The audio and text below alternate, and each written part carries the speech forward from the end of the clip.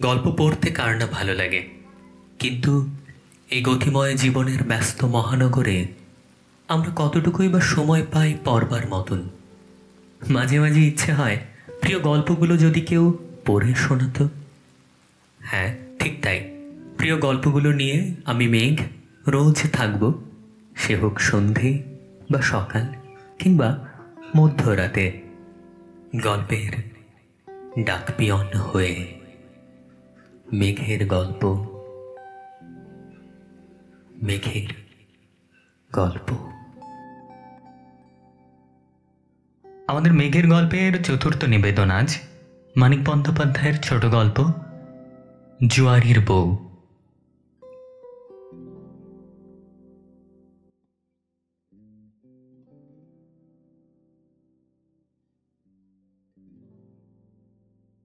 ধরিতে গেলে জুয়ার দিকে মাখনের ঝোঁক ছিল ছেলেবেলা হইতেই।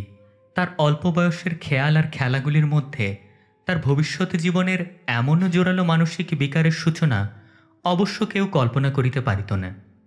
বাজি ধরে না কে, লটারির টিকিট কেনে না কে, মেলায় গেলে নম্বর লেখা টেবিলে দু চারটা পয়সা দিয়ে ঘূর্ণমান চাকায় লেখা নম্বরের দিকে তীর ছোড়ে না কে। এসব তো খেলা, নিছক খেলা। তবে মাখনের একটু বাড়াবাড়ি ছিল। কথায় কথায় সকলের সঙ্গে বাজি ধরিত। লটারির টিকিট কেনার পয়সার জন্য বিরক্ত করিয়া করিয়া গুরুজনের মার খাইত। মেলায় গিয়া অন্য জিনিস কেনার পয়সা তীর ছুড়িবার খেলায় হারিয়া আসিত। এই তুচ্ছ ছেলে মানুষই পাগলামি যে একদিন একটা মারাত্মক নেশায় দাঁড়াইয়া যাইবে, এ কথা কারো মনে আসে নাই। প্রকৃত জুয়া আরম্ভ হয় ঘোর দৌড়ের মাঠে। মাখন তখন কলেজে গোটা 2 পরীক্ষা পাশ করিয়াছে। নলিনীর দাদা সুরেশ ছিল তার প্রাণের বন্ধু। একদিন সেই ঘোর দৌড়ের মাঠে নিয়ে গেল। আজ একটু রেস খেলি, চল মাখন। রেস? আমার কাছে মোটে 10টা টাকা আছে। আবার কত চাই? লাগে তো আমি দেবক্ষণ, আয়। 7 টাকা জিতিয়া দুজনের সেদিন কি ফুর্তি! সাহেবী হোটেলে 7 গুণ দাম দিয়া চিংড়ি মাছের মাথা আর মুরগির ঠ্যাং গিলিয়া বায়োস্কোপ দেখিয়া সুরেশ বাড়ি গেল, আর মাখন ফিরিল তার মেসে। তারপর আর 2-1 বার রেস খেলিতে গিয়া কয়েকটা টাকা হারিয়াই সুরেশ যদি বা বিরক্ত হইয়া মাঠে যাওয়া একরকম বন্ধ করিয়া দিল। একটা দিন যাইতে না পারিলে মাখনের মন করিতে লাগিল কেমন কেমন। সুরেশের কাছে প্রায়ই সে টাকা ধার করিতে লাগিল। আরেকটা পরীক্ষা কোনো রকমে পাশ করিবার পর একদিন হিসাব করিয়া দেখা গেল সুরেশের কাছে মাখন অনেক টাকা ধারে। বন্ধুকে টাকা ধার দিতে দিতে সুরেশের নামে পোস্ট অফিসে জমা টাকাগুলি প্রায় শেষ হইয়া আসিয়াছে। সুরেশ যখন টাকার কথা তুলিল, মাখন বলিল, এবার বাড়ি গিয়ে তোর টাকা এনে দেব। ছেলেকে একেবারে এতগুলি টাকা দেওয়া মাখনের বাবার পক্ষে সহজ ব্যাপার ছিল না। তবু 3টা পরীক্ষা পাশ করা ছেলে চাকরির চেষ্টা করার আগে একজন বন্ধুর সঙ্গে ব্যবসা আরম্ভ করিয়া দেখিতে চায়। সুযোগ না পাইলে ভয়ানক কিছু করিয়া বসিবার মতো প্রচণ্ড আগ্রহের সঙ্গে দেখিতে চায়।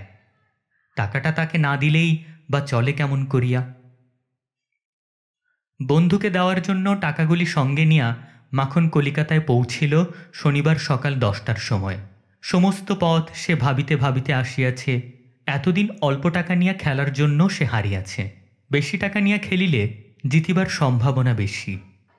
বন্ধুর সমস্ত ঋণ একেবারে শোধ করার কি দরকার আছে? আজ যদি কিছু বেশি টাকা টাইগার জাম্পের ওপর ধরে, টাইগার জাম্প আজ নিশ্চয়ই জিতিবে। ঘোড়াটা ফেভারিট হইলেও 3 গুণ নিশ্চয়ই পাওয়া যাইবে। সুরেশকে দিয়া দেওয়ার আগে টাকাটা খাটাইয়া কিছু লাভ করিয়া নিলে দোষ কি আছে? সব টাকা নয়, অর্ধেক। হারুক বা জিতুক, অর্ধেক টাকা সে স্পর্শ করিবে না, ঋণ পরিশোধের জন্য থাকিবে।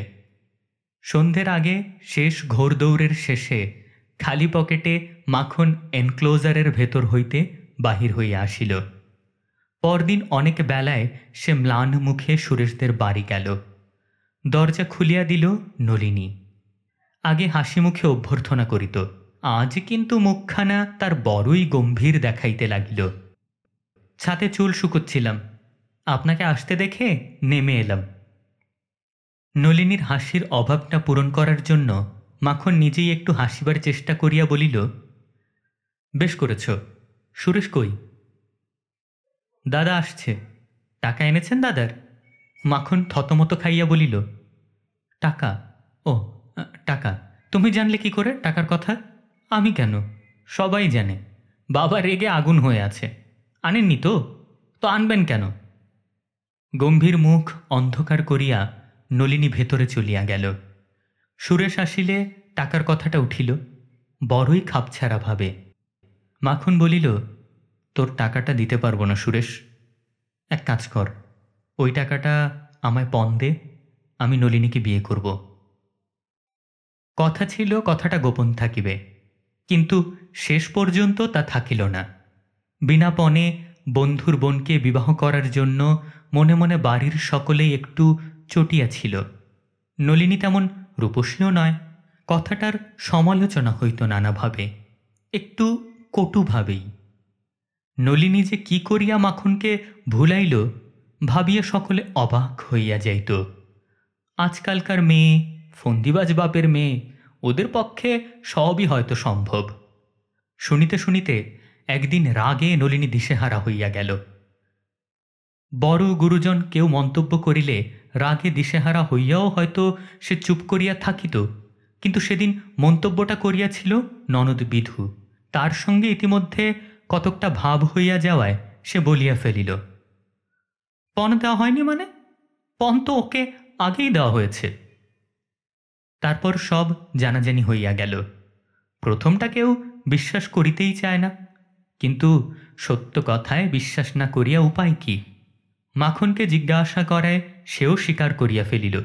রাত্রে মাখন বলিল, টাকার ব্যাপারটা বলতে না তোমায় বারণ করেছিলাম? বললে কেন? নলিনী বলিল, ব্যবসার নাম করে দাদাকে দেবার জন্য টাকা নিয়ে গিয়েছিলে, আমায় বলনি কেন? আমার রাগ হয় না বুঝি? হুম, রাগ হলে তুমি বুঝি 10 জনের কাছে আমার বদনাম করে শোধ তুলবে? তুমি তো কম শয়তান নও।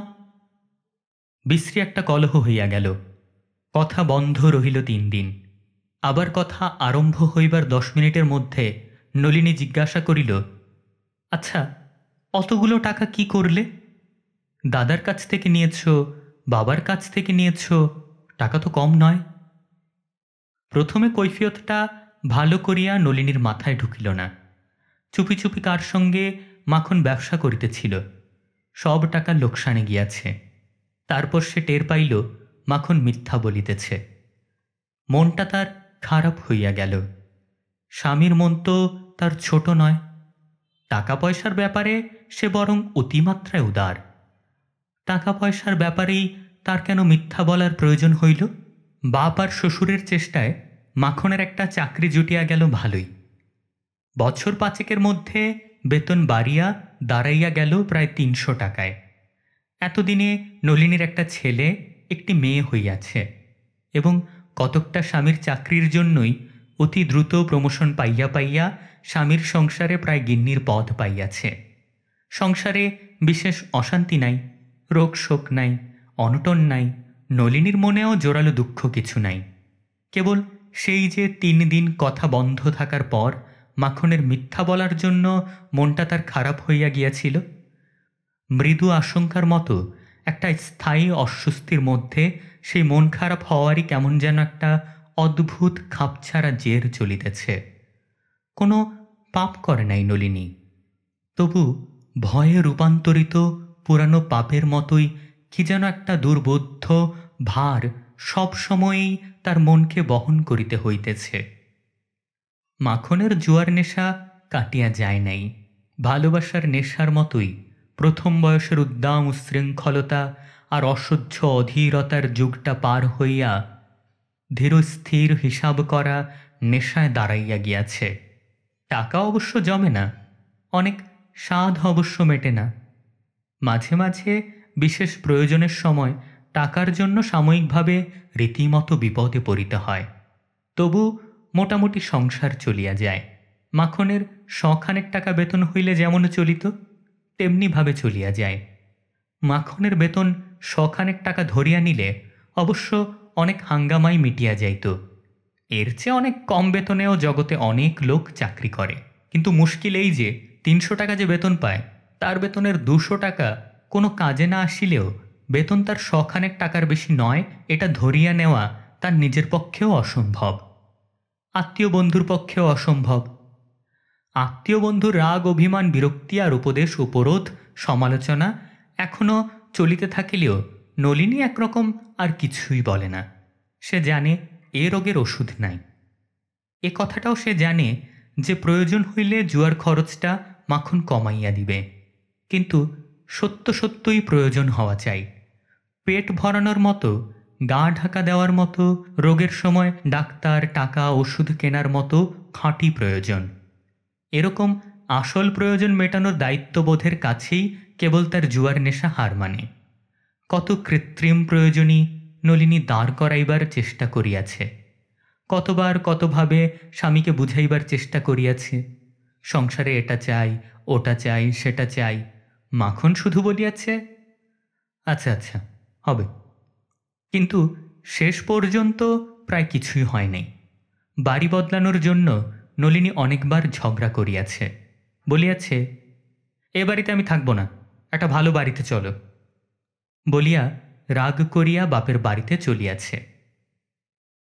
তখন অবশ্য মাখন বেশি ভাড়ার একটা ভালো বাড়িতে উঠিয়া গিয়াছে, কিন্তু তার ফলটা নলিনীর পক্ষেই হইয়াছে মারাত্মক। কারণ জুয়ার খরচ মাখন 1 পয়সা কমায় নাই, টানা পড়িয়াছে সংসারের খরচেই। আবার উঠিয়া যাইতে হইয়াছে কম ভাড়ার বাড়িতে। নলিনী বলিয়াছে, আমি দুগাছা করে নতুন চুরি করাব। মাখন বলিয়াছে, আচ্ছা। কিন্তু তারপর 2 বছরের মধ্যে সস্তা 1 জোড়া দুলও নলিনীর গড়ানো হয় নাই।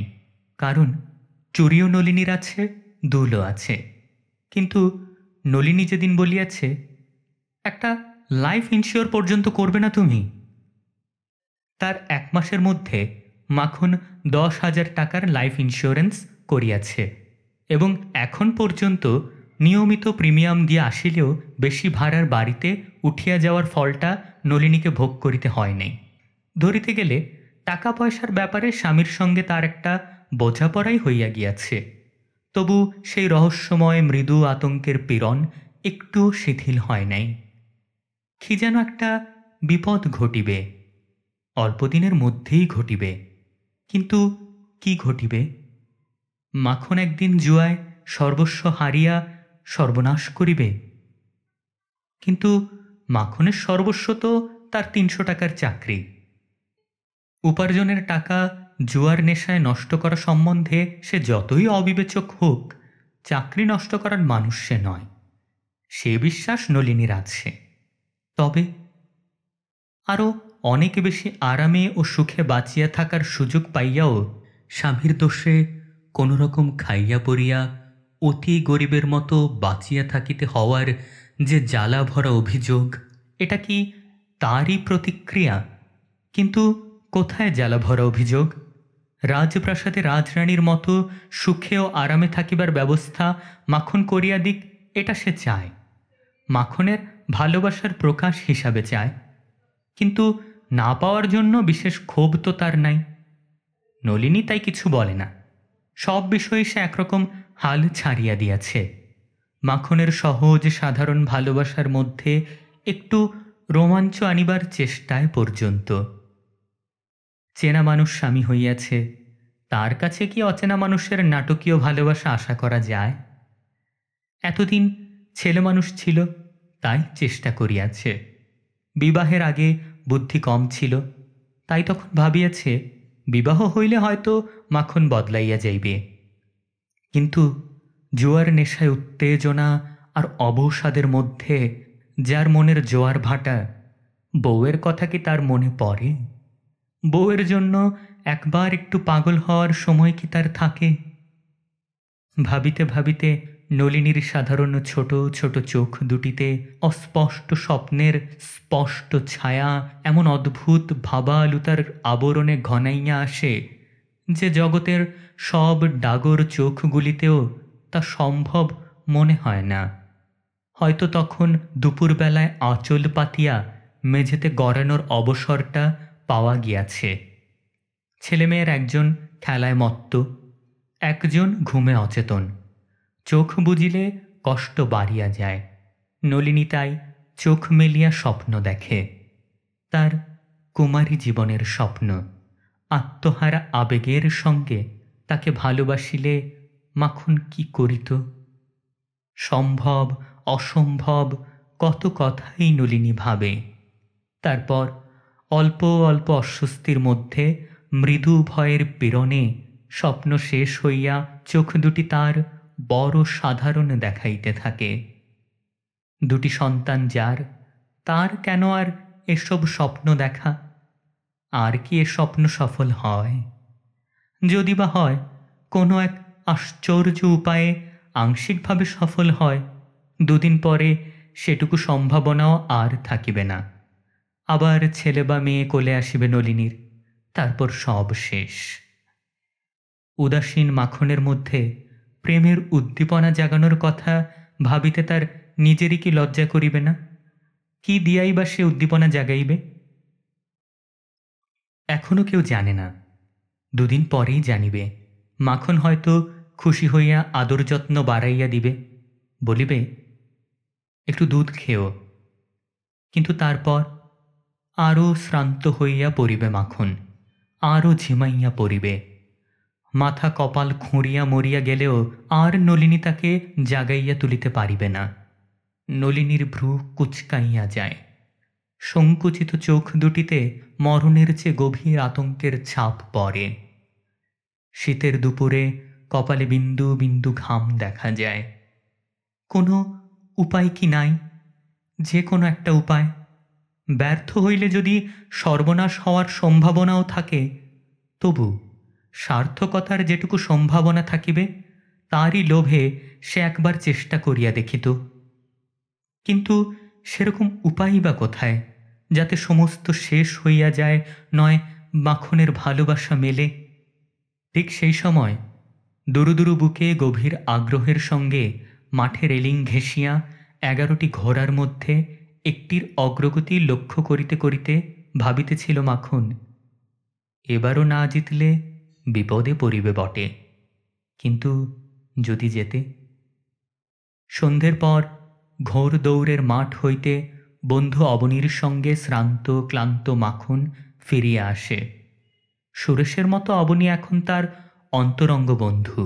মানুষটা সে একটু বেটে, রোগা, লাজুক আর ভীরু। কথার জবাবে পারিলে কথা বলার বদলে মৃদু একটু হাসিয়াই কাজ সারে। কখনো কেউ তাকে উত্তেজিত হইতে দেখিয়াছে কিনা সন্দেহ।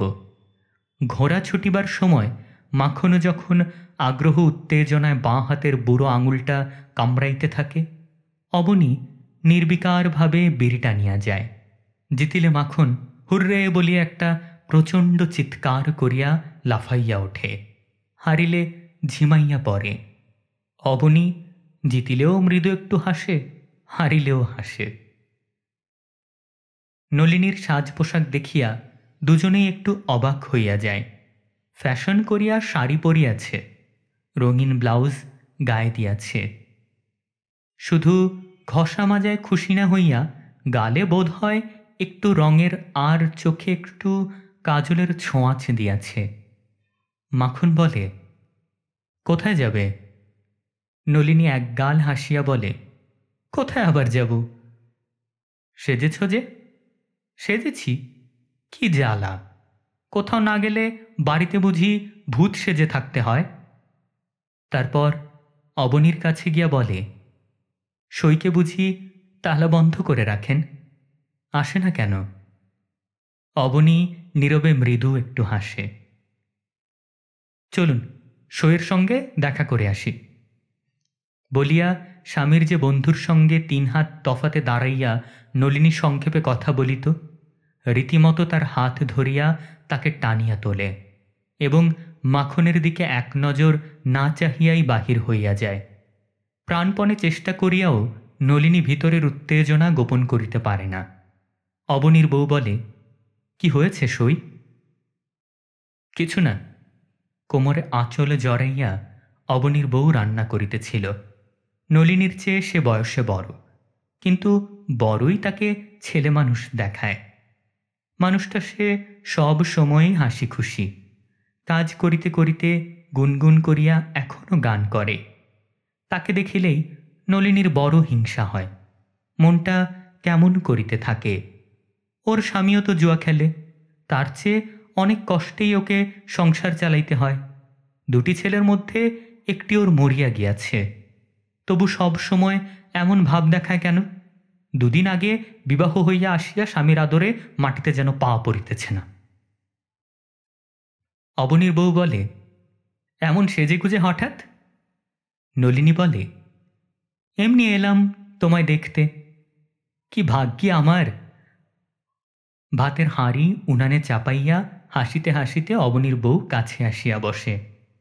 কথা আর জমে না। রাত্রির সঙ্গে নলিনীর ভয় বাড়ে, ক্রমেই বেশি অন্যমনস্ক হইয়া যায়। তবু উঠিবার নাম করে না। যত রাত হইবে মাখন তত বেশি রাগ করিবে, তত বেশি নাড়া খাইবে মাখনের মন। একটুও কি পরিবর্তন আসিবে না?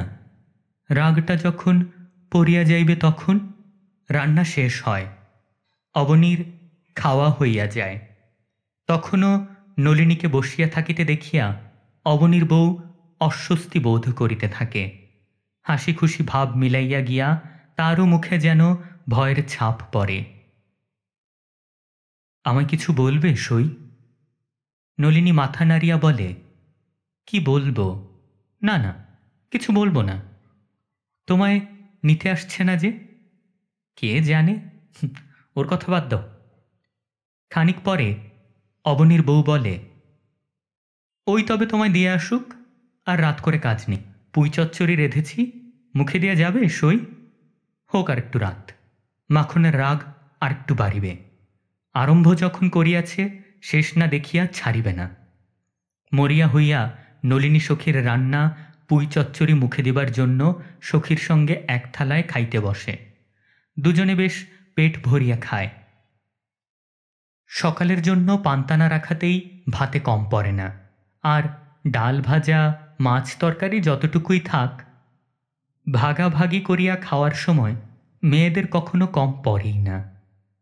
খাওয়ার পরে পান মুখে দিয়া অবনীর বউ স্বামীকে ডাকিয়া বলে, ওগো, শুনছ? একটু বেরিয়ে এসো ঘর থেকে, সইকে বাড়ি পৌঁছে দিয়ে এসো। বাবা, 11টা বাজে। নলিনীর বুক কাঁপিয়া ওঠে। যেভাবে বাহির হইয়া আসিয়াছে, এত রাত্রে আবার অবনীর সঙ্গে একা ফিরিতে দেখিলে কি রাগটাই না জানি মাখন করিবে। করুক রাগ, রাগাইবার জন্যই তো সাজিয়া গুজিয়া এভাবে সে বাহির হইয়াছে। এখন সেজন্য ভয় পাইলে চলিবে কেন? নিজেকে নলিনী অনেক বোঝায়, কিন্তু বুকের ঢিপঢিপানি কিছুতেই কমে না। দুবন্ধুর বাড়ি বেশি দূরে নয়, রিকশায় মিনিট 10 লাগে। অবনীর বাড়ির কাছেই গলির মোড়ে রিকশা পাওয়া যায়। অবনী দুটি রিকশা ভাড়া করিতেছিল। নলিনী বারণ করিল, মিছিমিছি কেন পয়সা দেবেন? একটাতেই হবে।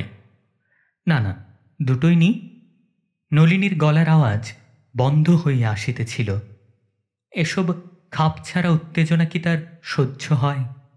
তবু মরিয়া হইয়া সে বলিল, আসুন না, একটাতে বসে গল্প করতে করতে যাওয়া যাবে। গল্প কিছুই হয় না।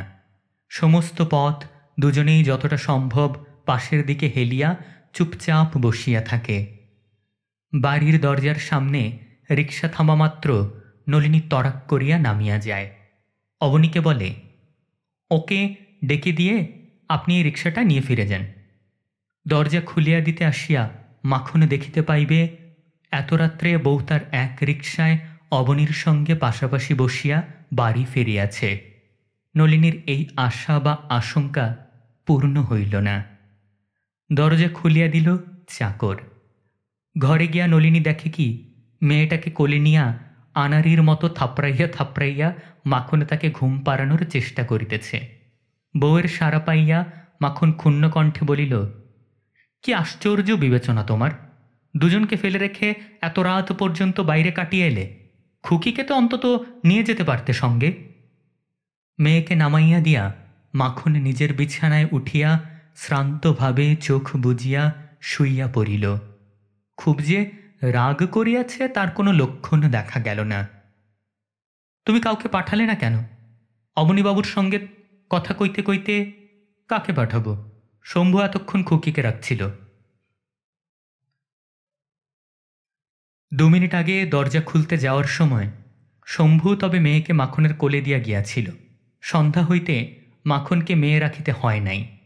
নলিনী জিজ্ঞাসা করিল না মাখন নিজে কেন তাকে আনিতে যায় নাই।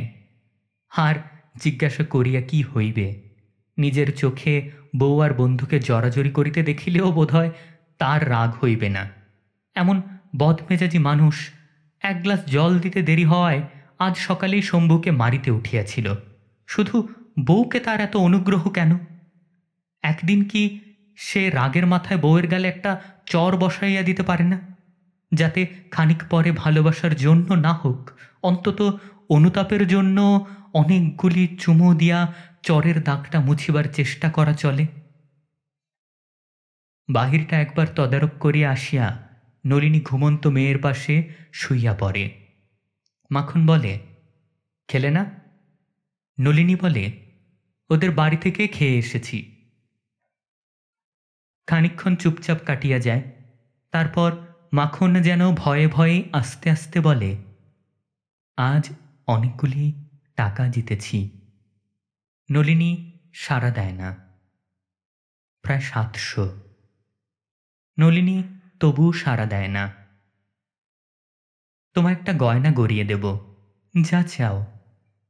নলিনী চুপ করিয়া থাকে।